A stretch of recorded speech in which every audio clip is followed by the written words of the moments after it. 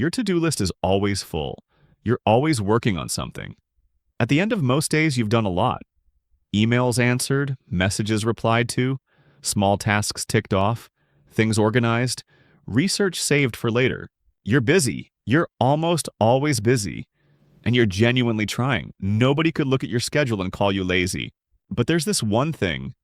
There's always this one thing. It's been on your list for weeks, maybe months.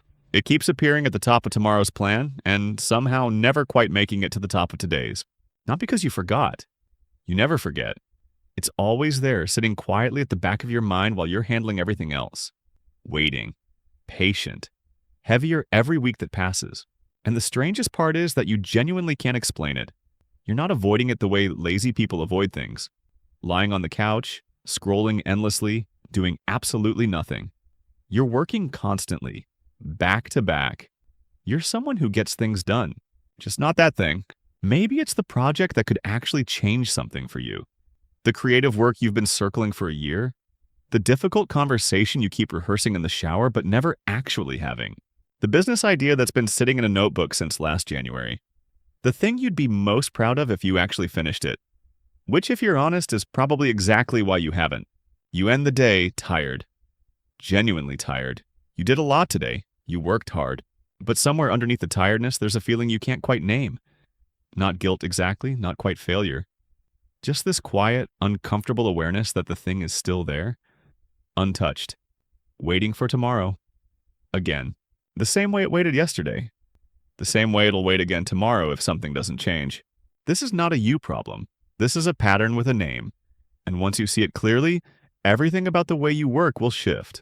That feeling has a name. And the reason nobody talks about it is because it's embarrassing in a very specific way that ordinary procrastination isn't. Lazy procrastination is easy to admit. You scrolled for 3 hours, you skipped the gym, you watched 4 episodes when you said you'd watch one. Everyone gets that. Everyone has been there. But this kind, the busy kind, is harder to confess because it looks exactly like its opposite. You were working all day. You were disciplined, structured, present. You filled every hour with genuine effort. The shame of busy procrastination is lonelier than regular procrastination shame because you can't even point to what you were doing instead. You were doing everything. Just not the thing that mattered most. And after enough weeks of this, a quiet suspicion starts to form. One you haven't said out loud to anyone, maybe not even fully to yourself. That maybe you're not avoiding the task because you're disorganized. Maybe you're avoiding it because some part of you is genuinely afraid of what happens when you fully try. Here's what's actually happening. Your brain discovered something, probably a long time ago, that busyness is the most socially acceptable way to never have to find out what you're truly capable of. If you're always working on something else, you never have to fully attempt the real thing. And if you never fully attempt it, you never fully fail at it. The possibility of being great at it stays intact, alive, untested, safe. This isn't laziness. This isn't a focus problem or a time management problem or a willpower problem. It's a protection strategy. And your productivity, the busyness, the full calendar, the constant motion, is the disguise it wears every single day. Psychologists have studied this pattern for decades. In 1978, researchers Stephen Bergla and Edward Jones at Duke University documented a phenomenon they called self-handicapping. The tendency to unconsciously create conditions that protect us from a clear, honest assessment of our own ability. The original experiments were straightforward.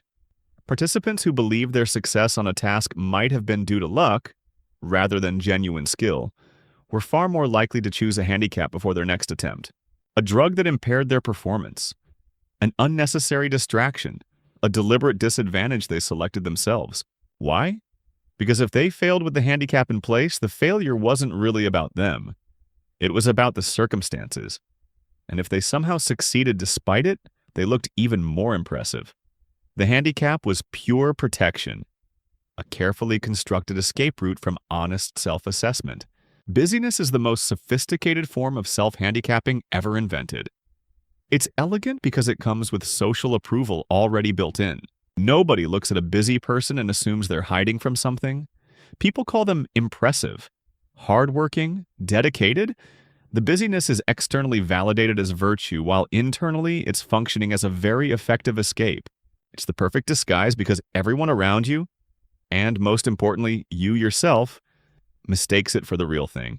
But here's the mechanism underneath, the part that actually drives all of this and keeps it running. Your brain is not afraid of failure in the abstract. It's afraid of a very specific kind of failure, the kind that sets a ceiling, the kind that tells you definitively with real evidence exactly what your limit is, and establishes a number you can't unknow once you've seen it. As long as you haven't fully tried, the ceiling doesn't exist. You might be extraordinary at this. You might be genuinely exceptional at exactly this thing. That possibility is real, and it's incredibly valuable to your brain. More valuable in many cases than actually finding out through honest effort. Fully trying makes the possibility testable. Testable means it can come back with a result lower than you'd hoped for. It can fail in a way that's hard to explain away. And your brain, which is fundamentally built to protect you from threats, treats that test as a genuine danger and quietly steers you away from it. Not by making you stop working entirely, by making you work on everything else, keeping you busy enough, productive enough, and moving enough that the real test never quite gets scheduled. The cruelest part of all of this is that the strategy feels like discipline from the inside. You're not procrastinating, you're preparing. You're not hiding, you're being thorough, you're not afraid. You're just not quite ready yet. The language your brain offers you for this pattern is always reasonable, always sounds responsible, always positions you as being just one more step of preparation away from actually beginning. But the readiness never fully arrives. It can't. Because readiness was never what was missing. Same pattern, 4 different people. The entrepreneur who has been building their business for 2 years. The brand is polished. The systems are optimized. The content calendar is color-coded for the next 6 weeks. They know their target audience, their pricing, their positioning. The product exists. The website is ready. The launch date has been set and postponed 4 times. Once because the copy wasn't quite right. Once because a competitor launched something similar. Once because the timing felt off. And once for reasons they couldn't fully articulate even to themselves. There's always one more thing to refine. 2 years in, nothing is for sale. The business is perpetually almost launched. The writer who has been working on their book for 3 years. The research folders are meticulous. The outline has been revised 11 times.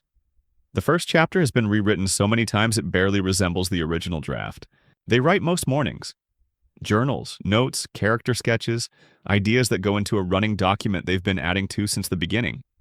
They're writing constantly, just not the book. The book is always one more round of preparation away from being properly started. The professional who arrives early and stays late. Every email gets answered the same day. Every small task gets completed. Their desk is clear, their inbox is managed, their reputation for reliability is real and earned. At the end of every week, they've been productive in every measurable sense.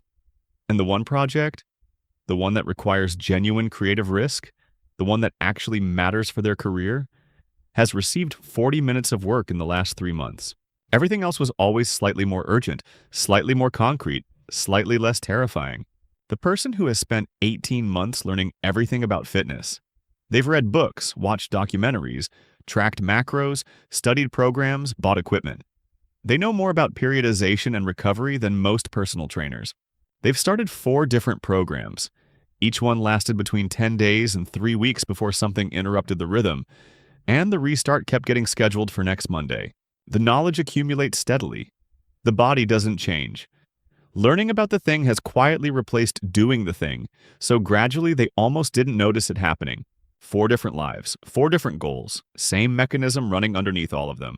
The thing that matters most stays untouched while everything around it receives relentless, genuine, impressive attention. Not because these people lack discipline, because the thing with the most potential is also the thing with the most at stake. And the brain, doing exactly what it was built to do, protects you from what's at stake by keeping you productively busy with everything that isn't. 3 steps, simple, specific, and usable starting today. Step 1. Identify the real thing, not your general goals or broad ambitions. The specific task you have been successfully not doing. You already know what it is. It came to mind somewhere in the first minute of this, and you've been holding it at a slight distance ever since.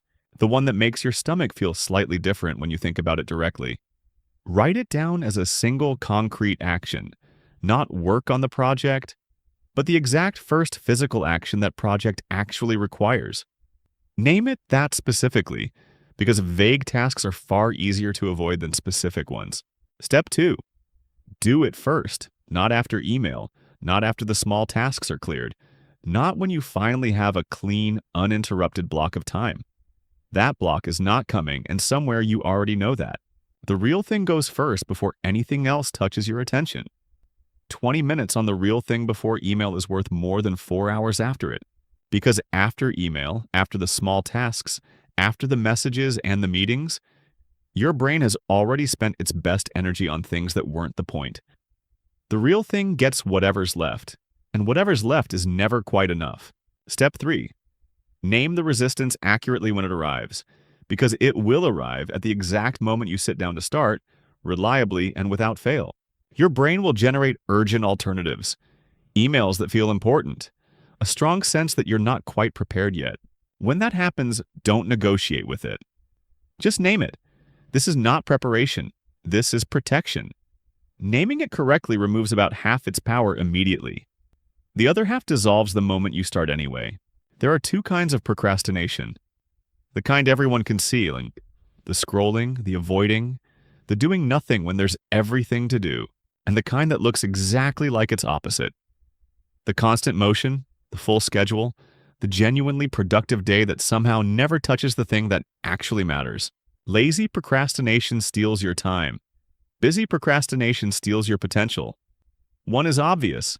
The other wears your own work ethic as a disguise, and it is so convincing that most people spend years, sometimes entire careers, without ever seeing it for what it is. The question was never whether you're working hard enough. It was whether the work you're doing is honest. You already know what the honest work is. You've known the whole time. It's the thing that's been waiting,